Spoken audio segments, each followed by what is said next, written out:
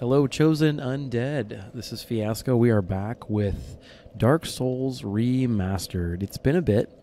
In the interim, I have not done anything with Fiasco Knight here, except gone and ground out a Baldur's Shield. And the reason I've done that is the Baldur's Shield is weight 4 versus the Black Knight Shield, weight 6.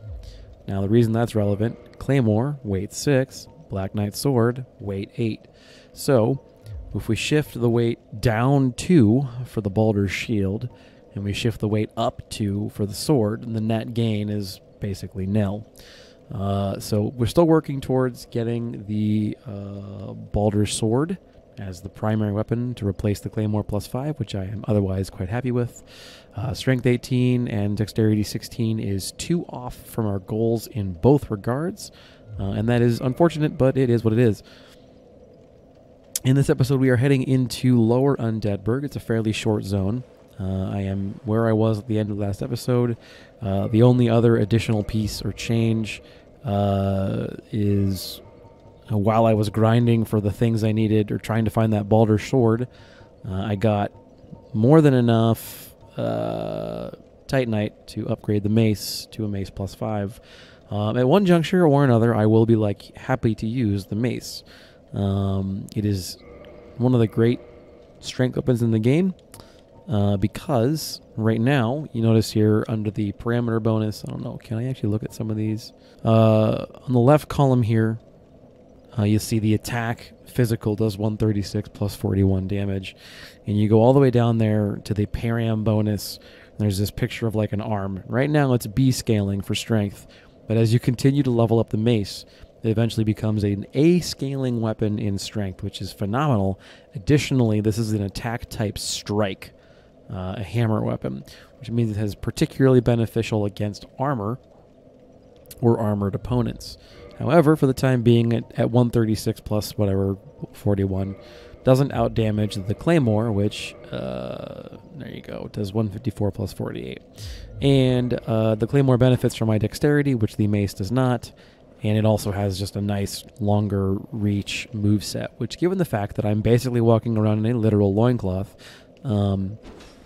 is a thing we're going to want to be utilizing. Hiding behind a big shield and striking out at a distance. Without further ado, let's go ahead and work our way down to Lower Undead Burg. So we're going to use the shortcut we unlocked at the end of the last episode.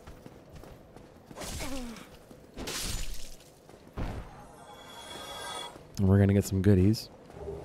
Oh, okay. Well, we're not. Yeah, the short sword's an okay weapon. I'm going to come in here.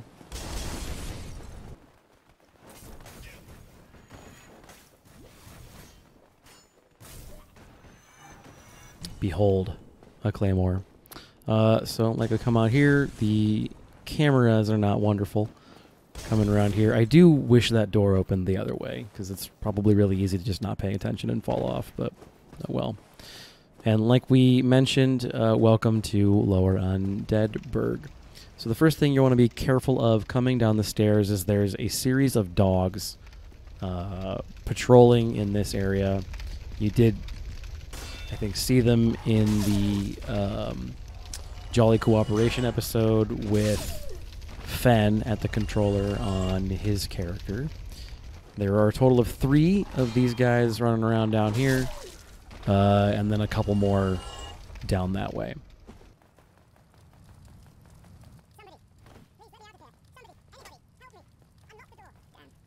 So, if you have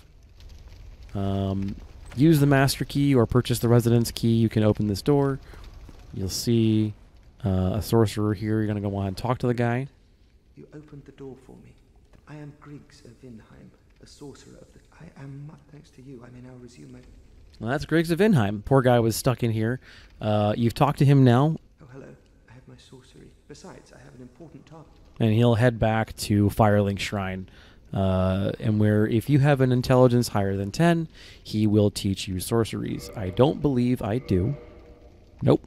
So, You know, I'm playing a paladin, and they don't call you paladins for nothing. Now, the sorcerer's set, including this catalyst and his shield there and everything, is actually on this guy right here in the barrel. But to get to him, we're going to roll through and get all of this good stuff. So the reason, you definitely don't want to attack, especially with the Claymore, is because the Claymore has an incredibly swingy attack set, and there's a chance you clip this guy, and you really don't want to do that. He's an ally. He's useful for you, and I mean, obviously he'll teach you sorceries. You want that too. So the sorcerer set is actually pretty good defenses for the weight. Obviously it focuses on magic defense, and if you level this up, this does okay. It looks pretty swag. I like everything but the hat.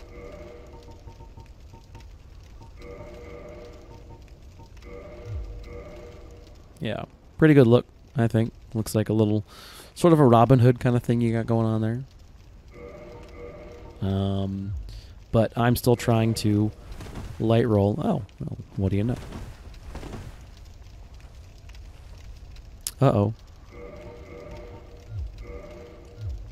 Let's leave this on. Fashion Souls. Coming down here, you see these Torch Hollows. These guys are frustrating, although if you're wearing a little bit of armor, they're not that bad. And the reason that they're that frustrating is they will light you on fire, and that staggers really quick. They also leap and are a little unpredictable, but it's not, again, not that bad. You're wearing some armor if you got a decent shield. They're okay. All right, so we're still light rolling. It's kind of the important part.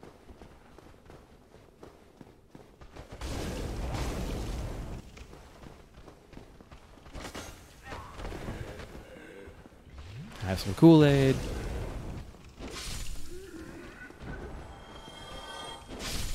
Yeah. One of the reasons I really love the Claymore is because it's long reach. So you come back here, you pick up a pair of twin humanities, which is definitely not bad. And that's really pretty much everything else down this path. So you've exhausted this particular path. This is a relatively short zone. The next thing you need to be aware of down this hallway is your impending ambush. And all these bloodstains on the ground should give you an indication of what's coming. And another player here has very helpfully helped us, or warned us of what's coming. Weakness thrust. So you can, you know, attack through that door and you'll hit them. You saw I did some damage and killed a guy. We're going to go ahead and do that to all these doors.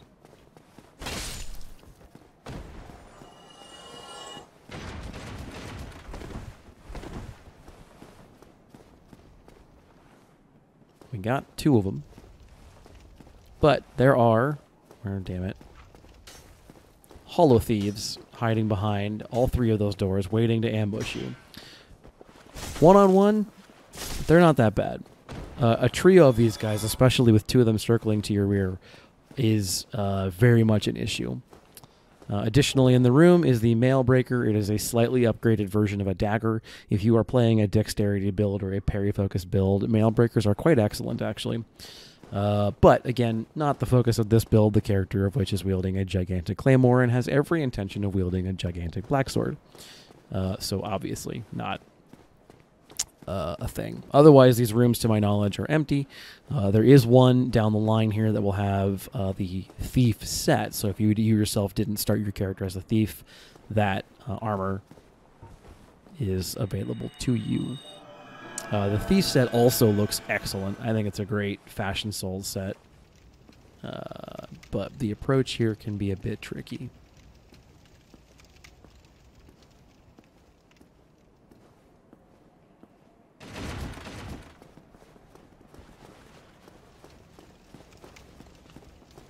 So there's not really a great way, to my knowledge, to like bait the ambush early, but there are very few things in this world that can handle a claymore to the stomach and keep fighting.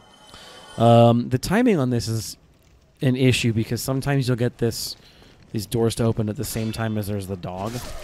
The 3 thieves are not so bad by themselves. The 3 thieves with the dog constantly harrying your flanks is more of an issue. Keep coming through here, roll through this, and there should be a humanity, I think, waiting for you. Oh no, it's a soul packet. Okay. There is some lore surrounding these like desiccated bodies and barrels. A friend of mine who's better at this stuff is kind of tracking, aware of what all that is, but I don't know. But if it's a thing you care about, the lore of this game is really dark and quite interesting, and it's around there. So here you come. This is the Thief set and the Targ shield. The Thief set is also super swag.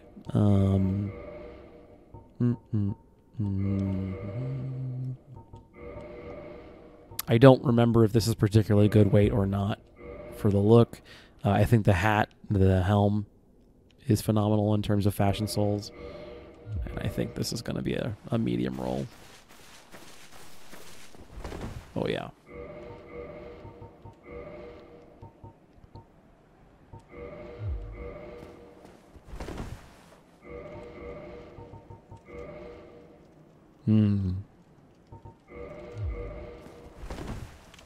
Almost.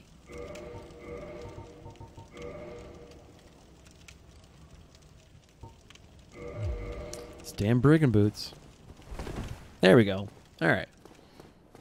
So now we have an item in every slot, and we are still light rolling. I can optimize this, and I will do so off camera, but there's one more dog. The dogs aren't that bad. Just let them hit your shield, and they'll bounce off of it, especially if you're doing an armored build. Let's go ahead and drop our soapstone. So we're going to come back to this in a second, but I want to take care of everything else down there as far as errands are concerned before we deal with this. So through here is a boss called the Capra Demon. If you are working on being in the Sunbro Covenant, drop your soapstone here. This is one that pretty frequently takes a look at. Users will frequently try and summon someone for this fight. Because it can be, it's kind of a difficulty spike. It's one of the difficulty spikes in the game, and you drop it. This is a great way to farm 2 or 3, 4, 5 times with this boss. You can get your membership in the Sunbro Covenant for less faith. So if you are not a faith character, and I'm not a faith primary character, although I am a faith secondary character, you can grind out the faith requirement by getting summoned to this boss. However, it is evidently not, at the moment, a very popular fight. So continue on down this way, and we're going to be ambushed. Not by him, but by him. I bounced off the wall, which is a shame. There you go.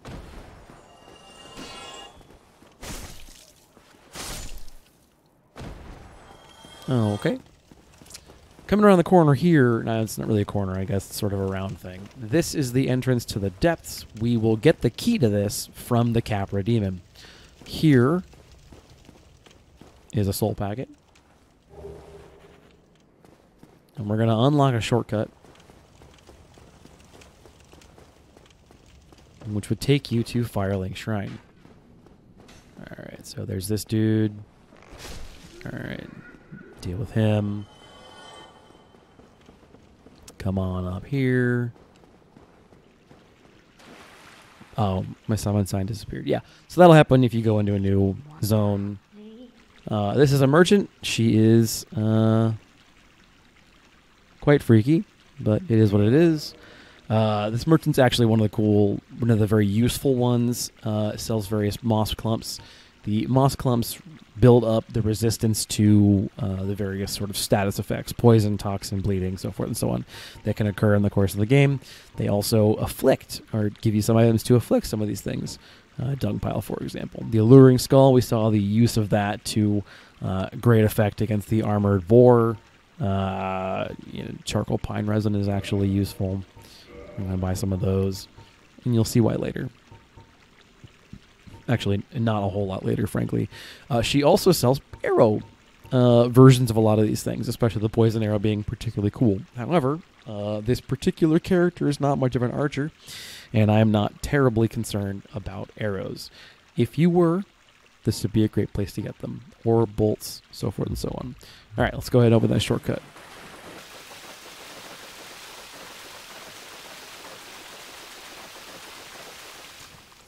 Okay, so to give you from a reference, this is the stairway that goes up into Undead Burg. That invisible dude just kind of freaked me out. And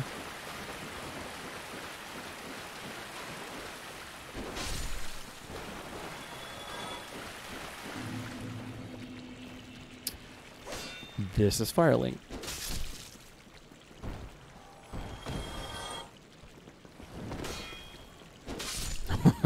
That guy went flying. Another short sword. Woo! I'm a regular rogue up in here.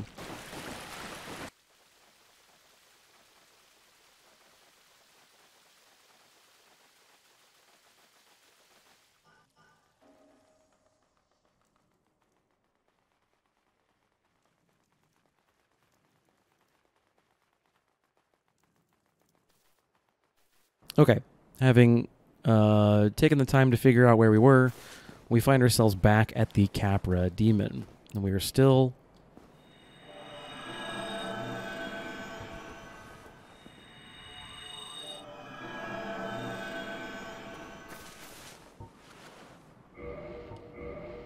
going to... where is it? Okay, so we're going to equip charcoal pine resin. And charcoal pine resin, for, I want to say a minute, puts the fire buff on your weapon. So it treats it as if it's a plus whatever it is, fire weapon. So if you're a pyromancer, you have the ability as a pyromancer to cast this spell and just do it yourself, I think. And the reason that we're going to do that is that the dogs and the Capra Demon take extra damage from flaming attacks. So, without further ado, well, give me a second. So if you're rushing to this particular fight, this can be a bit difficult. It is daunting because there's a lot of targets that are in the fight with you in the zone, but hopefully you should be prepared to handle what the game is throwing at you at this point. It does represent a tick upward in difficulty. Don't be frustrated if you don't get it on your first go. Just keep at it. That's what a lot of this game kind of encourages you to do, is just keep going, keep going, keep going. So without further ado, let's go ahead and light up and head in.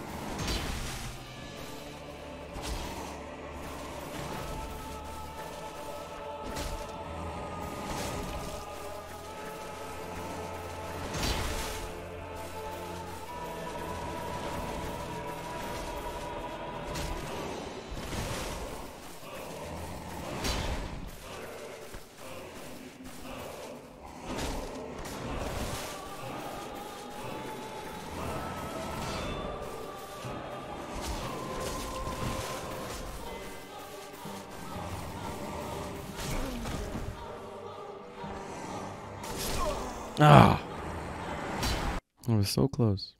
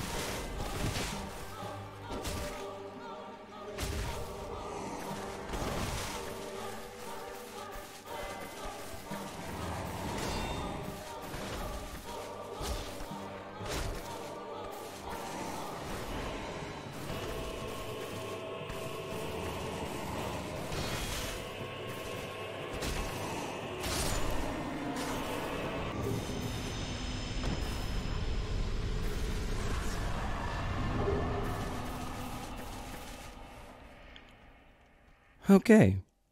Well, I'm not going to say it's easy, but it is doable.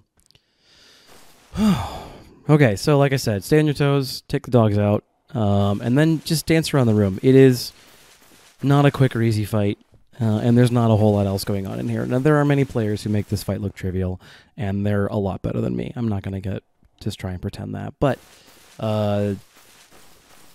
you know, the thing is that it's doable. So let's go ahead and get the first bonfire in the depths, and we'll go ahead and call it there. The depths is the next zone that we're going to do because it's right here and it's the next most obvious place to go. You've seen a good portion of the depths already if you've watched the Jolly Cooperation video. So let's go ahead and top off our health and take our way into the depths. So the depths is also a relatively short zone, although longer than Lower Undead Burg, and it involves more of these hollow dudes, more torch hollows, introduces a couple of new enemies, and also gives us the access to the, I guess, legitimate way into Blighttown. Now, we're not going to use that. We're not going to go the first way, but it exists. All right, so let's go ahead and come through here. Remind that guy why he's having a bad day. Keep these dudes at a distance if you can, but they do go down relatively quickly. It is very easy to get swarmed in here. But the Claymore makes some of that less of a concern.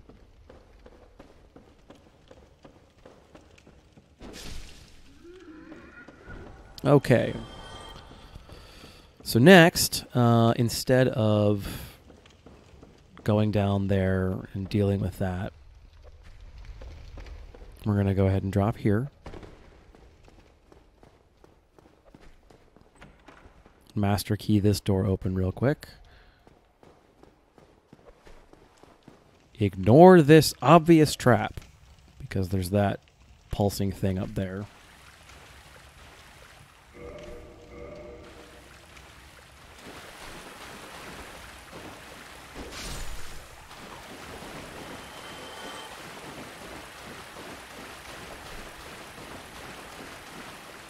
So our objective is the end of this hall. And also not having this happen.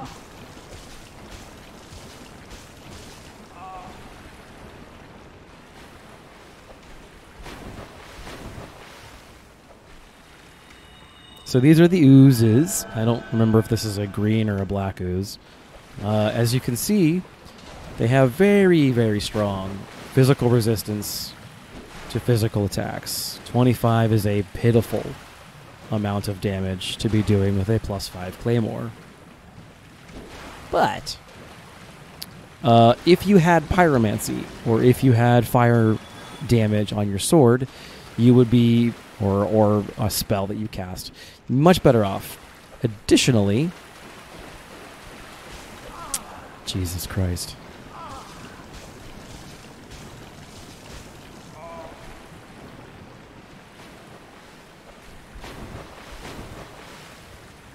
Like, I can do this. When I'm not recording, I can do this hallway perfectly every time. And now I'm just an idiot, it seems like. Alright. I'm going to come in here. We're going to use the bonfire and spend our souls. And then we're going to see if we can't get the large ember.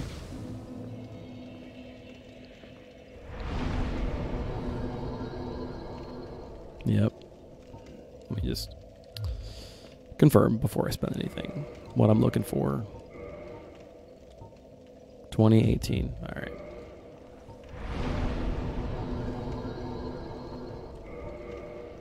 We have some soul packets. Let's see if we can't use some of those.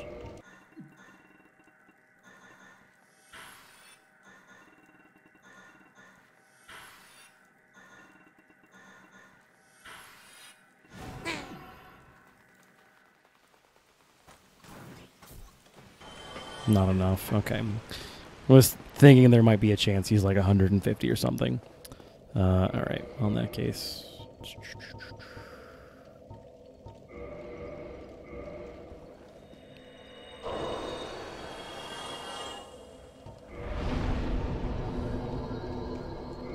A little bit overkill. It's all right. Let's go ahead and get ourselves a large ember and get out of here. Or call it for the day.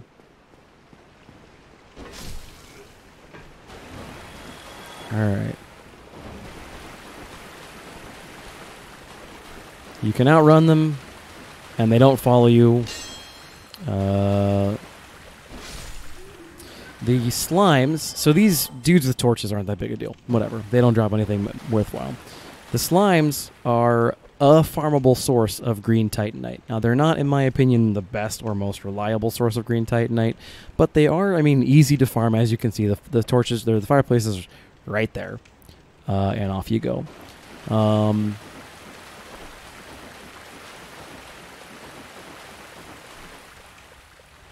That's a small soul item, and it's a trap because there's another ooze hanging in the roof that will get you.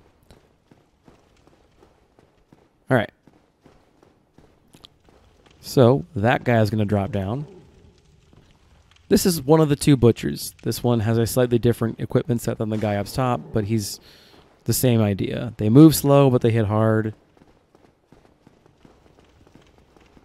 Which means you kind of want to use the LOS of the pillar to your benefit.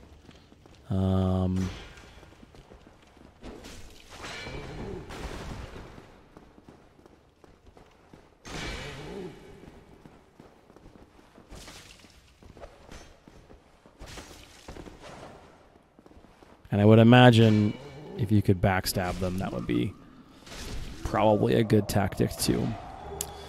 They'll drop any of the things they're carrying, so that big-ass knife or the sack or whatever. We're also going to go ahead and say hello to our pyromancer friend. So after you've taken care of that, come on through here. Come to this room up this way, and there's going to be a guy. Yes, you. Here, over here, please. All right. You must help me. Yeah, absolutely. Buddy.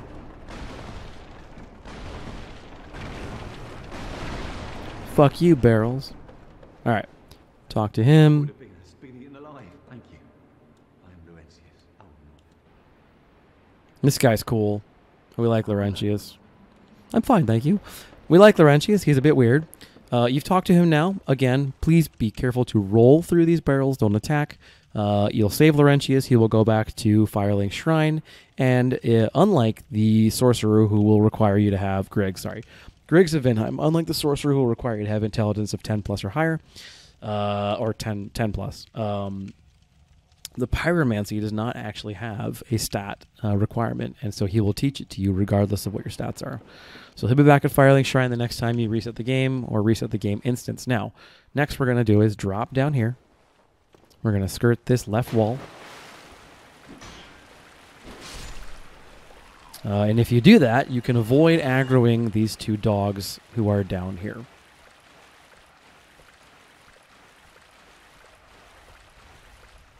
I think. Yeah. Okay.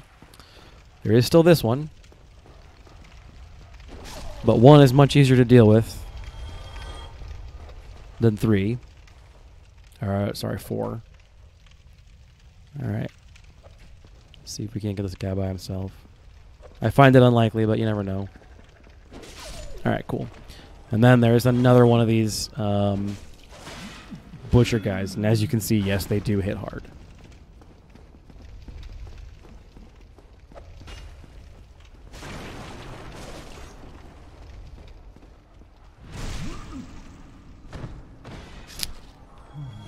He can be backstabbed. I don't think he drops. I guess he doesn't drop anything. What's relevant, important, is in this box is the large ember. The rest of this stuff doesn't matter. While we're here, we're going to go ahead and drop down and get one more thing, just because this is inconvenient to otherwise get and is not otherwise a thing. So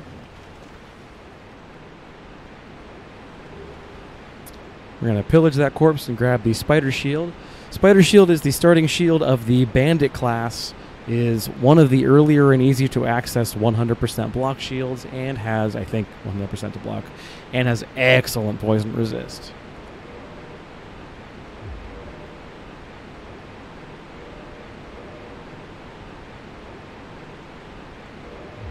You want to deal with this giant rat, relatively easy to do so. He has no way of getting up to you.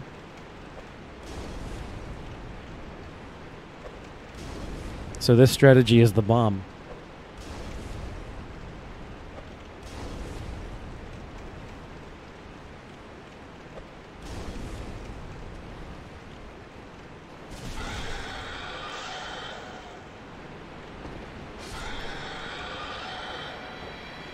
Ta-da! All right.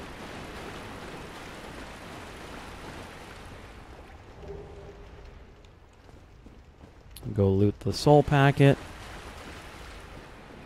Go loot this. Chamber key. This is important to the next step. Hug the left of this wall. You will fall down. Bad things will happen. Ignore all of this. Up the stairs. Open this door up here with the key you just picked up. And we're going to go up the ladder.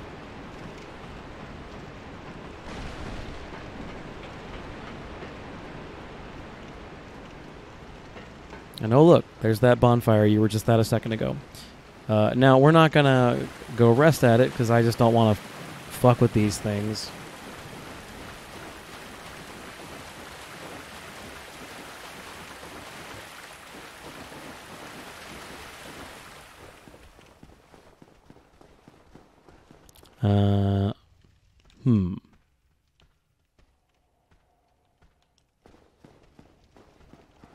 You know, there's not really a convenient way for me to leave without killing everything.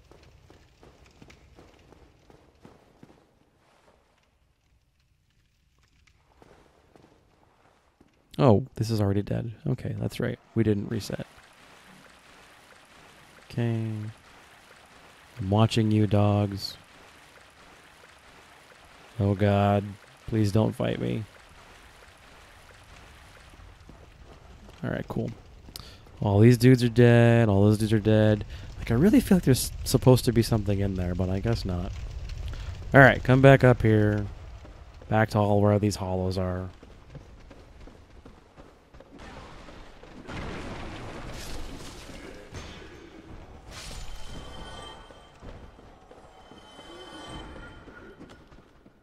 Hollows aren't really a threat, you know, in onesies and twosies, but they add up. All right.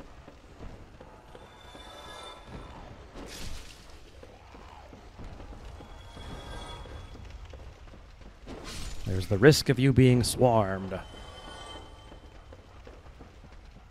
I do so love the way the Claymore can keep things at arm's reach.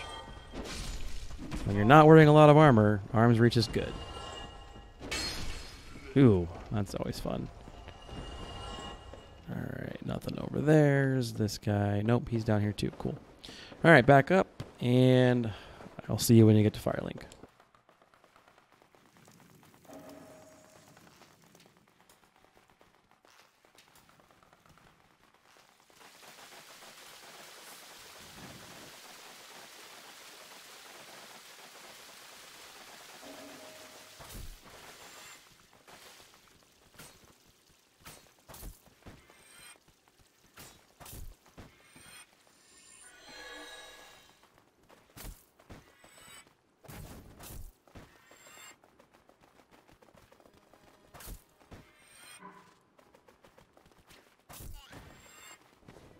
Okay, we are back in Firelink, and this has been an adventurous episode for us in terms of populating our little Firelink shrine.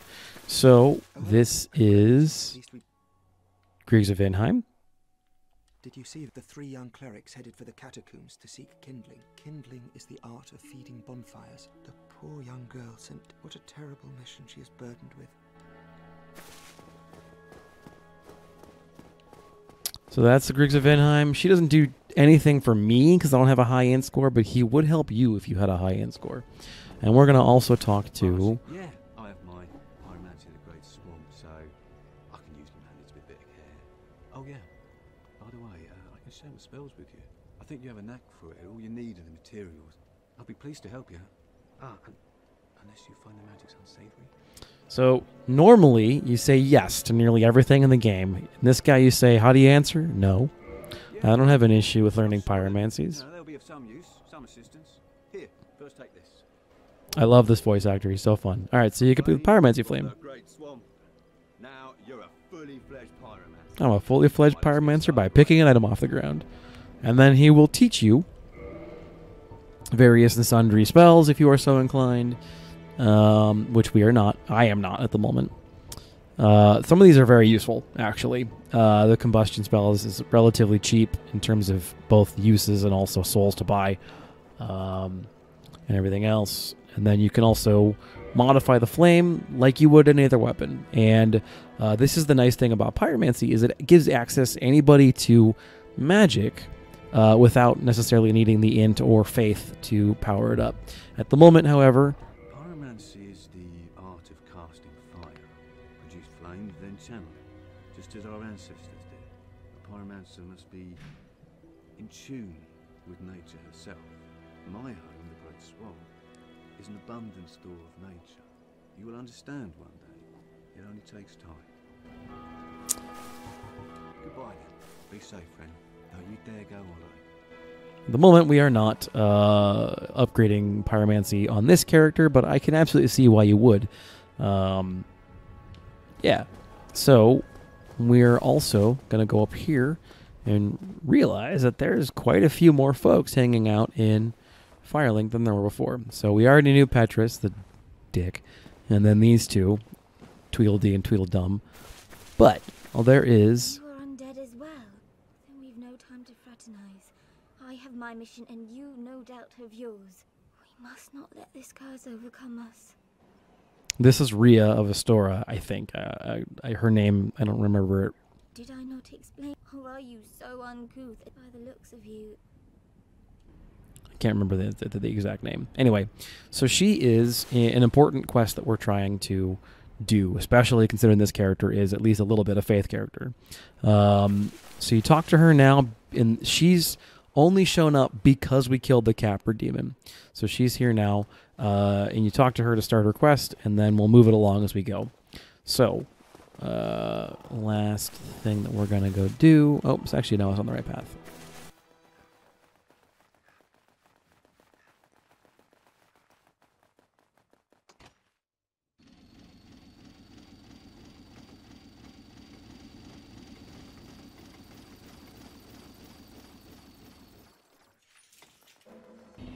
Sprint through here.